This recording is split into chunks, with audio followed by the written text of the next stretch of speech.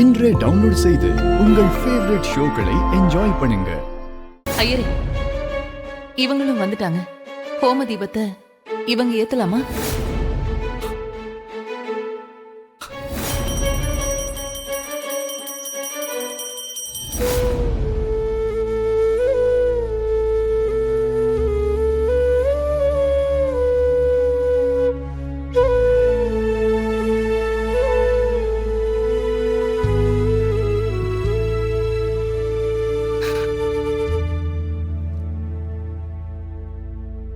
சிவா,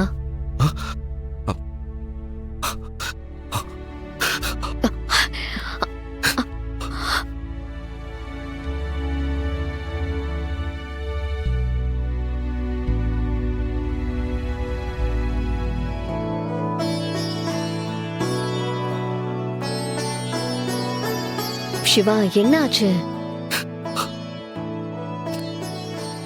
ஏன் அழறீங்க? இது போதும் அயலி, இது போதும். அங்க என்ன நடந்துச்சுன்னு பார்த்தல்ல. அந்த கடவுளே நான் உதய பெருமானோட பையன்தான், நான் தான் அவரோட மூத்த வாரிசுன்னு சொல்லிட்டாரு.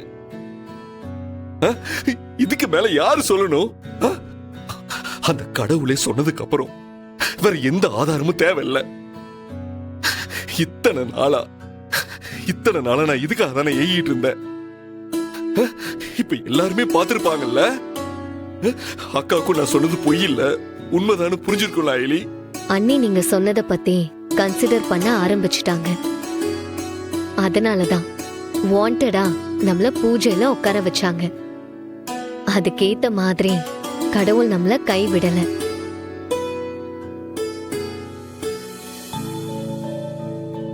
கூடிய சீக்கிரமே அண்ணி மட்டும் இல்ல, உதய பெருமாள் மாமாவும் உங்களை கண்டிப்பா புரிஞ்சு ஏத்துப்பாரு.